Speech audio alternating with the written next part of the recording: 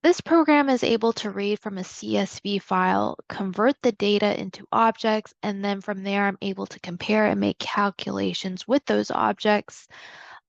This program is using Serolog to log any informational or error messages, and it is utilizing unit testing to make sure that the data is being parsed out properly. I'm going to go ahead and give you a little tour here. I have my data folder, which are the CSV folders. These are Subways and Taco Bells in the Austin area, and it includes the latitude, longitude, and the name of the Taco Bell. So they both are in a similar setup. So that is my data. Here are my models. So I have and actually I'm going to edit this on the spot. I do not need this. Initially, I had separate objects for my Taco Bell and Subways, and there was just no need for it. So I'm going to go ahead and delete it. So I did kind of refactor it. So I just have one restaurant class, no matter if it's a Subway or a um, Taco Bell or whatever it is, Jack in the Box, which don't go there. But it does have a name and a location. They are all conforming to the iTrackable interface, and a point is actually a struct, which is stored on the stack for the latitude and longitude.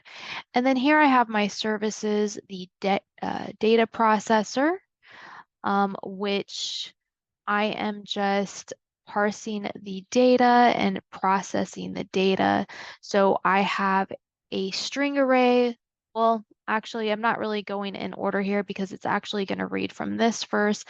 This is the file reader. So I have a method here that specifically reads from the file. And of course, I have Serolog tracking if anything goes wrong, which was really handy because things really did go wrong and the file was not reading properly.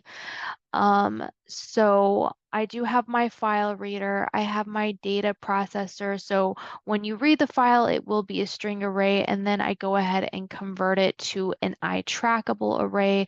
And from there, I'm able to parse the data with the restaurant parser. So each one of those lines are going to be latitude, longitude, and then the name of the location. So I'm able to take all of that information and put it into an object and return it when it is done. And then I do have a location compare class, which actually now that I'm thinking about that, I might bring that over to my utilities folder because all this is doing is tracking. I'm getting the two furthest restaurants apart from each other and the two closest restaurants apart from each or together. So I suppose if I'm building out a franchise, I want to see if I want to build out a Subway, I want to see the two Subways closest together, and maybe I want to stay away from that area. So it is returning a tuple because each one of them, I did want the two Taco Bells or restaurants that were furthest apart from each other, and then I wanted the meters, the distance in. I do get it in meters because I am using the geo coordinate portable package here. So there is a method in there, a get distance to method that returns the value in meters. So I have in my utilities folder a conversion helper that just converts meters to miles for us. And then once we're all done comparing, I do display the two Taco Bells that are furthest apart from each other and how many miles they are apart from each other or closest together. So as you can see, this is lit up because that is the method that I will be calling from my program class. Is actually calling the app runner. I went ahead and put that in a separate method just to make it as simple as I possibly could to as far as organization goes.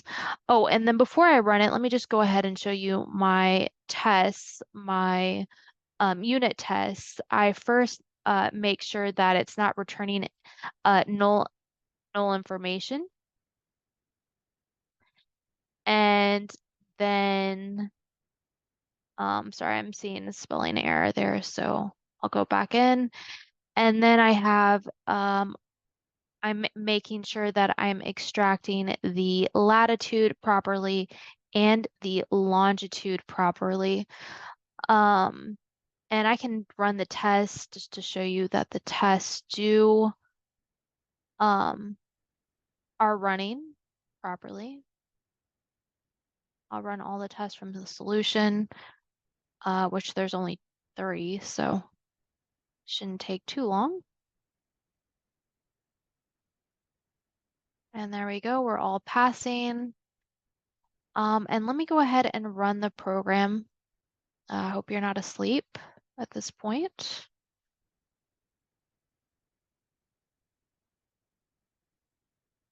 And here we go. I have Serolog working in the background here, letting me know the locations that I am parsing, specifically from the subway CSV file is what I'm parsing from. And it says that these 2 subways are the closest together and they're 2.24 miles apart. So I suppose you can walk from one place, from one subway to the other. So that's my application. The next step that I have planned for this is to create an MVC project with React so I can use JavaScript for the front end and potentially even show more information from the restaurants, like maybe the menu, things like that. So I'll definitely keep you posted with what I have in store next. Have a great day.